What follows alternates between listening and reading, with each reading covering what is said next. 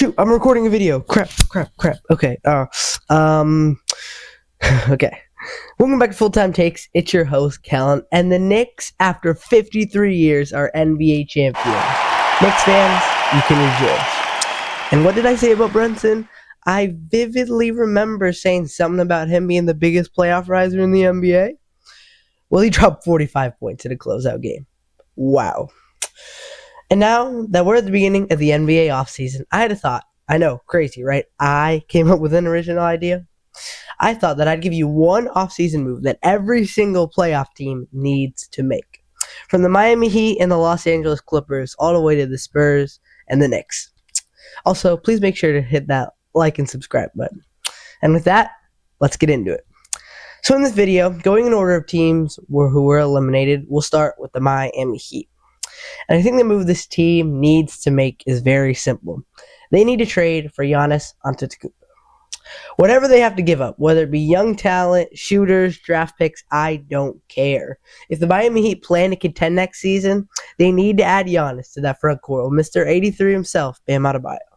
As long as he can surround them with shooters, I like Miami going into next year with that front court. Next up, the Clippers should trade away Kawhi Leonard. And I'm going to be specific when I say that if they do end up trading him, they should only accept two different things. Either several pieces of young talent or a great amount of draft capital. A good example would be a team trade, with Detroit and Memphis. Detroit receives Kawhi, LA gets Duncan Robinson, Karis LeVert, sorry if I mispronounced his name, and Ron Holland. And a 2027 first-round pick via Detroit, a 2029 first-round pick via Detroit, and a 2031 second-round pick for Memphis. And Memphis gets a player like Paul Reed. And again, that doesn't have to be specific, just a player of that nature. This gives LA some draft capital and some younger talent, I should say. And this would help Detroit become a bigger contender with a player like Kawhi, just a great two-way player. To continue, I have the Charlotte Hornets, another trade here, trading for Domantas Sabonis. No offense to Moussa Diabate, not at all. But Sabonis is a sizable improvement from him at center. Making a move like that makes him, yes, slightly older, I know, but it gives him a top 4 seed in the Eastern Conference ceiling. This entirely depends on whether the Kings are willing to give up Sabonis and how much they want for him if they do end up giving him up. This is the package I have for him. Charlotte gets Domantas Sabonis, and Sacramento gets Miles Bridges, Moussa Diabate, Charlotte's 2026 first-round pick, and a Charlotte 2027 lottery-protected first-round pick, as well as 2 seconds. If the Kings agree to this, I love Sabonis to Charlotte. All right, next up, we have the Golden State Warriors, and this roster's old, plain and simple. If they want to be able to contend at the last stage of Stephen Curry's career, I think this team just needs to get younger, just in general. So for the Warriors, I'm going to name you 3 free agents they should target this offseason. Colin Sexton for the youth and three-point shooting. He shot over 40% from 3 this year. He would bring just the three-point shooting, the elite three-point shooting that he would bring. Payne Watson for the youth and the offensive potential. He's a cheaper alternative to Kawhi Leonard. And John Collins, who's only 28, yes, that's still young, and he brings great defensive impact, whether it be rim protection, shot blocking, or just good defense in general. He's a younger option to help them defensively. So the Warriors just need to get younger in general. That's what I have them doing this offseason. The Phoenix Suns are up next, our first playoff team. And I think it's very simple for them. So this year was a big success for Phoenix. Yeah, for sure. They got swept in the first round. That is true. But they were not supposed to get that far in the first place. And they don't have much control of their future, specifically their draft picks. They have almost none. I say they need to resign and extend all the key players that they can. The Suns should run it back with this core and lock down a possibly good future, specifically Dylan Brooks. So the Orlando Magic, yes, they're at a very weird spot. They don't have control over most of their picks after the Desmond Bane trade, a new head coach, and for the last couple of seasons, this team has underperformed. So I could sit here and say, blow it all up, get Paolo out of here, get Franz out of here, but no. And no traded for Giannis either. After the way Paolo performed in these playoffs, the Magic just need a healthy season. And that could be a lot to ask, I know. Orlando has had no injury luck recently. So I say the Magic just need to run it back with their duo, Paolo and Franz, and build a better rotation so that when injuries come or when their best players are resting, they can still compete, still fight for the playoffs. To continue, we have the Portland Trailblazers, and this one isn't really super specific. We got to see Deni Avdija become an all-star level player this season. And the Trailblazers had a very successful year, I would say. I think that as much as I'm a fan of Deni, and I like the dude, I love him, Portland won't be able to contend with him as the number one option. I think Portland needs to sign or trade for the 1A option. You know, the guy who they call the guy in the building. Maybe that's trading for someone like Jaylen Brown if he doesn't get sent to Milwaukee. Giannis trade, question mark. Or maybe that's signing someone else. I don't know. But I believe that's the best scenario for Portland. And can we give some credit to the Atlanta Hawks? My goodness. After trading Trae Young in February, I believe. Quote me on that. Or don't quote me on that, I should say. They went on a great run. The Hawks were below 500 late in the season, and they managed to get the 6th seed. So if we're being realistic, I would say just find a way to get younger through free agency. Get rid of older guys like CJ McCollum. But if Giannis doesn't go to a certain city where the Celtics play basketball, maybe trading for Jaylen Brown and making him and Jalen Johnson a duo could be in the cards. Who knows? Just throwing stuff at the wall. All right. The Rockets are one of the most confuzzling yet simple teams, maybe you could say, in this entire video. There's so much they can do. Houston could easily trade for a star. Well, maybe not easily, but they could definitely trade for a star like Kawhi Leonard or Donovan Mitchell. Or they could just trade away a player like Kevin Durant. Or they could just run it back with this roster and make sure they have a point guard too. So, me personally, I'm in the camp of trading away someone, just not Kevin Durant. I know, who's he going to say? Drama, right? I believe the Houston Rockets should trade away Alperen Sengun. I know, before you click off the video, for those who are still here, he's coming off an all-star level season, and he's only 23. I'm aware, I know. I know. I know this stuff. But he's one of the worst conditioned stars, if not just simply players in the entire NBA. We saw him playing 40-plus minutes against the Lakers late, and he was gassed. Sengun was seeing things out there. I just don't see you playing 21, 23, or even more games in the postseason with him as your star player and succeeding. I came up with a mock deal, all right, with the Orlando Magic. The Magic trade Jalen Suggs, Wendell Carter Jr., Tristan Da Silva, a 2032 first and 2 seconds, and Houston in return gives up Alperen Sengun. Orlando receives a 3rd star to pair with Paolo and Franz, a great offensive weapon, and Houston gets some good rotational players and a true defensive anchor, a true defensive point guard or shooting guard in Jalen Suggs. Suggs is valuable for Orlando, and they love him. But after his playoff performance, I think this would be the time to give him up. Also, keep in mind, Orlando has very little draft capital. So that was a lot. But I think the Rockets are one of the most intriguing teams in the offseason. Intriguing, if that's the word. Whoa, goodness, that took a while. But next up, we have the Toronto Raptors. And I wish I could sit here and say that they should trade for Giannis or Jaylen Brown. But no. I think Toronto, since they have no big free agents to re-sign, they should just run it back with this core. But with one somewhat small, as you could say, change. They need to sign a shooter. The guy who helps their spacing issues. The late game closer. The guy who has the ball in his hands down 2 with 30 or even less seconds left. No matter what.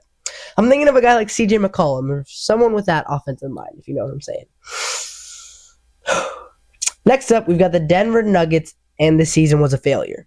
Yes, I know they won 54 games. They did well without Jokic, blah, blah, blah, blah, blah.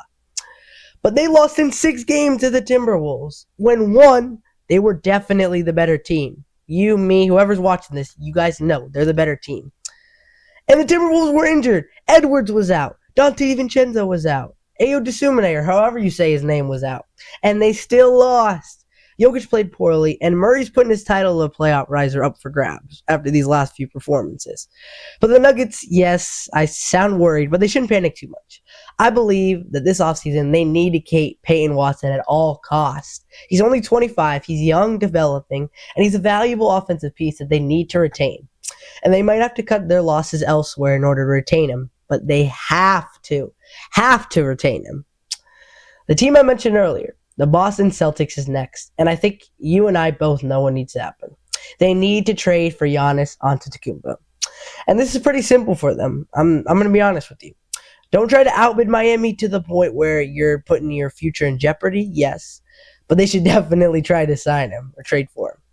And I'll say this. If Giannis prefers or really wants Boston, he says, take me to Boston. Take me there. Take me where the Patriots play, where the Bruins play. I think there's a world where they keep Jaylen Brown too. But I'm just throwing stuff at the wall now. My main point is do what you can to make Giannis Antetokounmpo a Boston Celtic. Next up, I think the 76ers definitely met or even exceeded expectations. They beat the Boston Celtics, who were the favorites to come out the East, at least in my opinion, yes. Also, Joel Embiid gained some major respect here from me. He had 3 injuries at once and was dropping 30 and 8 in Game 7. He was lying down on the ground during timeouts. That dude is a warrior. And for Philly, I just think they fully need to lean into their youth with VJ Edgecombe and Tyrese Maxey. Meaning they need to get off their bad contracts with older players. Paul George, and if the offer was right, sending the former MVP Joel Embiid out of the building might have to happen.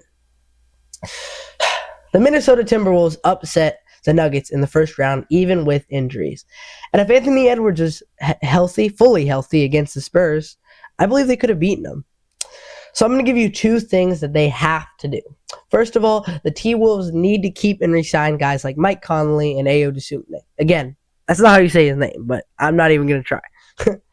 Their core is very good, yes, but they need to trade away Julius Randle, and that's number 2. He stunk up the place with his poor playoff performances, and he's not getting any younger. I think Minnesota needs to ship him out. Salute, Mr. Randle, but you got to go. Next up, we have the Lakers, and they've got some questions this offseason. Is LeBron staying? How much money does he want? Should they keep him? Should they give Austin Reeves the bag? Just so many questions this upcoming offseason. Well, I'll say this. If Reeves wants like 4 years, $180 million, or somewhere around that, I don't know the full details, I'd probably say yes. But after his playoff performance, I don't know if I can just easily justify giving him 5 years, $220 or $240 million.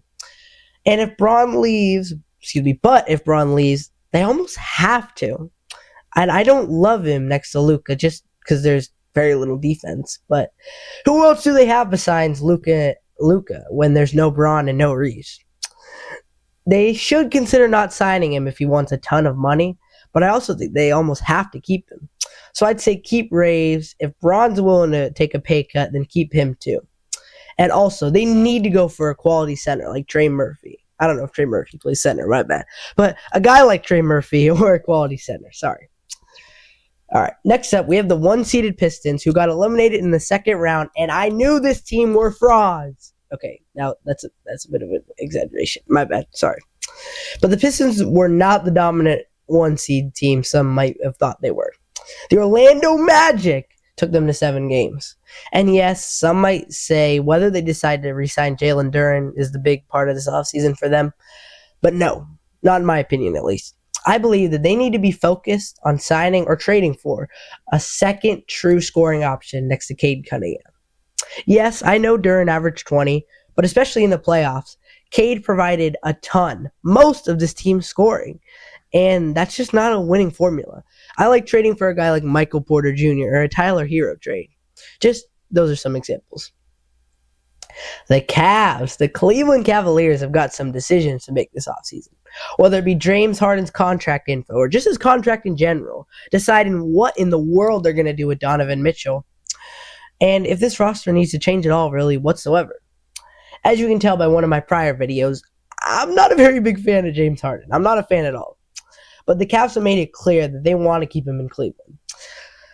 And yes, you and me both know that I'd be shipping him out right now. But they do want to keep him, and I'm going to try to keep this realistic.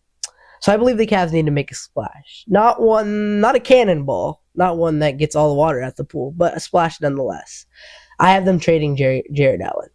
And I do believe that this isn't an absolute must, but I think getting rid of that messy front court of Jared Allen and Evan Mobley might be necessary. And this is the trade package I have. The Pelicans get Jared Allen and Cleveland's 2026 first-round pick. And the Cavs in return get Herb Jones and the Pelicans' 2027 first-round pick, which is top 5 protected. The Pelicans get a proven and consistent center as well as a pick in this upcoming draft. And the Cavs get an elite defender and a possible very good future pick. And get better spacing as well. I'm a fan of both sides in this trade. The Oklahoma City Thunder gave up a 3-2 lead against the San Antonio Spurs in the Western Conference Finals. An unfortunate ending for OKC, definitely, but I don't believe they should panic much at all. As scary and as awesome it would be if the Thunder traded for a guy like Giannis or another superstar, I just don't see that happening. For OKC, I actually have them making a move in the draft. Yeah, I'm probably going to say this again, but this team is so good that I'm going to the draft. Not even a free agency move. The draft. Since they have the deepest roster in the NBA, they don't have many roster spots open. So I think a trade up should definitely happen. So I have the OKC Thunder trading picks 17 and 12 to the Atlanta Hawks in order to get pick 8 so they can select Ade Mara. Forgive me if I pronounced his name wrong. OKC is so good that I'm talking about him in the draft. So basically, Isaiah Hartenstein, there's a good chance that he doesn't resign at all. And Ade is definitely worth giving up the picks. A front court of him and Chet sounds very good. Very, very good. And OKC just doesn't have much to fix on this team. The San Antonio Spurs certainly exceeded expectations, with them being the second youngest team to ever make the NBA Finals. And this offseason should be somewhat simple. They need a power forward. As big as a fan I am of Julian Champagnie, he's not a power forward. They need a 6'10 plus guy who's there to play defense, who's going to help in the paint, and is going to bring physicality to the Spurs' entire unit. I like PJ Washington as an example. And last, but certainly not least, or first, actually, you could call him, the New York Knicks won the NBA championship. 53 years since they've gone into an offseason as champs. And I think the Knicks might be the most simple team on this entire video. They have to resign all their important free agents, guys like Jose Alvarado and Mitchell Robinson, or at least make the right decisions on whether to keep them or let them go. But yet, I don't think the Knicks are too worried about that right now. Go celebrate, New York. Go celebrate. And with that, this video was a lot, but that is one offseason move every single playoff team should make in the 2026 offseason. Thanks for watching Full Time Takes. Make sure to like and subscribe. I'm your host, Kellen.